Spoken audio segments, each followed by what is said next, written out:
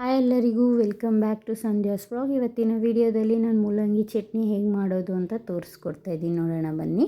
ಮೊದಲು ಒಂದು ಪ್ಯಾನ್ಗೆ 1 ಸ್ಪೂನ್ ಎಣ್ಣೆ, 1 ಸ್ಪೂನ್ ಜೀರಿಗೆ, ಸ್ವಲ್ಪ ಹುಣಸೆ ಹಣ್ಣು, ಒಣಮೆಣ್ಸಿನ್ಕಾಯಿ ಹಾಕ್ಕೋತಾ ಇದ್ದೀನಿ. ನೀವು ಬೇಕಾದರೆ ಹಸಿಮೆಣ್ಸಿನ್ಕಾಯಿ ಕೂಡ ಹಾಕ್ಕೋಬೋದು. ನಾನು ಒಂದು 5-6 ಒಣಮೆಣ್ಸಿನ್ಕಾಯಿ ಹಾಕ್ಕೋತಾ ಇದ್ದೀನಿ. ಯಾಕೆ ಅಂದರೆ ಮೂಲಂಗಿ ಕೂಡ ಖಾರನೇ, ಮತ್ತು ನಾನು ಬೆಳ್ಳುಳ್ಳಿ ಈರುಳ್ಳಿ ಎಲ್ಲ ಬಳಸ್ಕೊತಾ ಇದ್ದೀನಿ. ಎಲ್ಲ ಖಾರ ಇರೋದ್ರಿಂದ ನಾನು ಸ್ವಲ್ಪ ಮಾತ್ರ ಒಣಮೆಣ್ಸಿನ್ಕಾಯಿ ತೊಗೊಂಡಿದ್ದೀನಿ.